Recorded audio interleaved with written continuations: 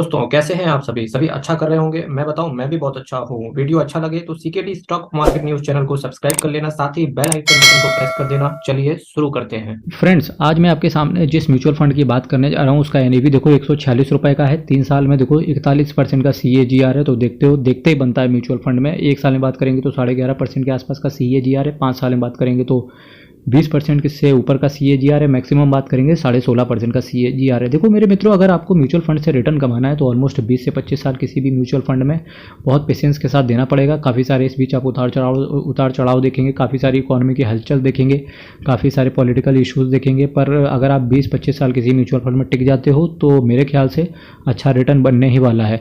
और फिलहाल अगर मैं जिस हिसाब से भारत ग्रो कर रहा है, जिस हिसाब से गवर्नमेंट की पॉलिसीज़ आ रही हैं, उस हिसाब से मुझे ऐसा लगता है कि इंडिया इंडिया कहीं ना कहीं जितना पास्ट में दौड़ा है उससे बहुत तेज़ी से दौड़ेगा। जितना पास्ट में पिछले 2001 से लगा के 2020 में रिटर्न बना होगा, उतना अभी 2023 से लगा के 2046 तक, 2023 से लगा के 2046 तक ऑलमोस्ट 20-22 साल में उससे मेरा मानना है उससे उससे 2-4 गुना ज़्यादा ही रिटर्न मिलेगा जितना पास्ट में 20 साल से हुआ।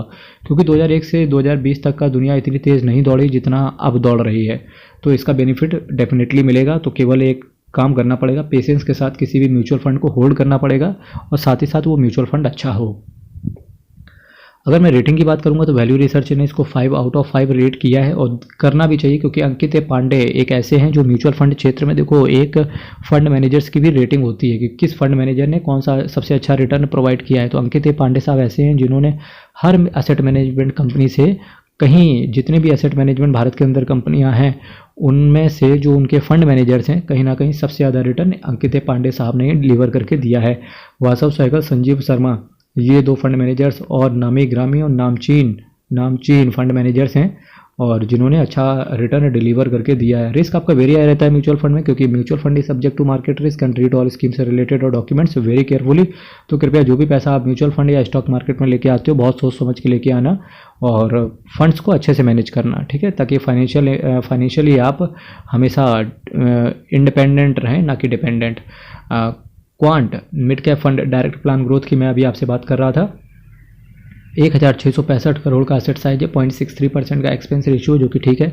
1.80% का कैश होल्ड करके चल रहे हैं। Nifty mid cap 150 total return index को इन्होंने सेलेक्ट करके रखा हुआ है। 3 महीने के पहले अगर आप निकालने की चेष्टा करोगे तो आपसे 0.50% का एग्जिट लोड ले लिया जाएगा। और अब बात करेंगे छोटी छोटी मगर मोटी बातें। फाइनेंशियल देखिए, सबसे ज़्यादा फाइनेंस में 30% के आसपास पैसा पड़ा हुआ है। हेल्थ केयर, उसके बाद automobile, energy services, communication, chemical, consumer discretionary, insurance, metals and mining, technology, capital goods cash hold करके चल रहे हैं। ये ऊपर मैं बात कर चुका था। और इसके साथ साथ कंस्ट्रक्शन मटेरियल, कंज्यूमर स्टेपल्स, ये कुछ सेक्टर्स हैं जहाँ पर आपका पैसा रहेगा। अभी उन सेक्टर्स के अंदर कौन कौन शेयर्स इन्होंने टारगेट किए हैं उसकी बात करते हैं। HDFC बैंक, पता था मुझे HDFC बैंक तो रहने ही वाला है। जो अगर फाइनेंस की बात हो रही है तो Reliance industries, Punjab national bank, Tata communication, Bosch limited, Linde India, Voltas limited. Voltas limited से पिछले 2 सालों से कोई रिटर्न नहीं आ रहा और इन्होंने 4.43% का स्टेक ओन करके रखा हुआ है। तो डेफिनेटली वोल्टास आने वाले समय में कमाल धमाल और इन्वेस्टर्स को मालामाल कर सकता है। Escorts Kubota, Indian Hotels, Union Bank of India, Alkem lab and power finance, life insurance corporation, Jindal steel, Piramal enterprise, PEL के नाम से आप इसे जानते हो। लेकिन जब से इसका डीमर्ज हो गया ना PEL का, तब से कुछ खास रिटर्न आया नहीं है। LTI entry, Canara bank, REC international, REC limited, Sundaram fasteners, Sundaram finance, CRISIL limited. और क्रिसिल लिमिटेड का यार, अगर आप CA वगैरह हो ना तो क्रिसिल लिमिटेड में ना जॉब बताते हैं सपना होता है चार्टर्ड अकाउंटेंट्स का। अगर कोई भी CA समय मेरा वीडियो देख रहा है तो क्रिसिल में बताना कि जॉब है कि नहीं आप लोगों की, अगर कोई कर रहा होगा तो। पर्क्स बताते हैं बहुत गजब के हैं क्रिसिल के। Torrent Power, Aurobindo Pharma, Macrotech Developers, इसके साथ साथ Dalmia Bharat, Piramal Pharma, Patanjali Foods, Ashok Leyland, Fortis Health Care, Quant, Gilt Fund. ये अच्छी चीज़ है कि इन्होंने थोड़ा सा पैसा गिल्ड फंड में भी डाला है। ये इन्वेस्टर्स की, ये म्यूचुअल फंड मैनेजर्स की दिखाता है कि काबिलियत दिखाता है।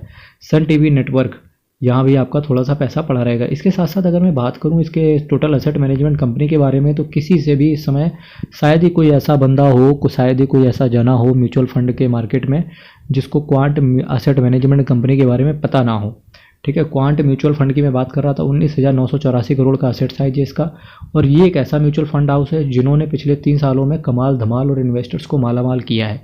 क्या ये कारनामा ऐसे आगे चल के फ्यूचर में भी कर पाएंगे? तो देखने का रहेगा, मैं वीडियो लाता रहूँगा। 52 स्कीम को ये टोटल मैनेज करते हैं। अभी आज की डेट तक मैं बात करूँगा तो जी हाँ, एक अच्छा रिटर्न ये म्यूचुअल फंड दे रहा है और होप्स हो कि आने वाले समय में 50,000 करोड़ का इसका भी एसेट अंडर मैनेजमेंट बनते हुए देखने को मिले, और डेफिनेटली बनेगा भी एसेट अंडर मैनेजमेंट अगर ये अच्छा रिटर्न और डिसेंट तरीके से प्रोवाइड करते हुए इन्वेस्टर्स को दिखेंगे। मेरे मित्रों, चैनल आप सब्सक्राइब कर देना, वीडियो शेयर कर देना। कल फिर आपके साथ मिलेंगे सेम टाइम सेम चैनल। तब तक के लिए बहुत बहुत धन्यवाद।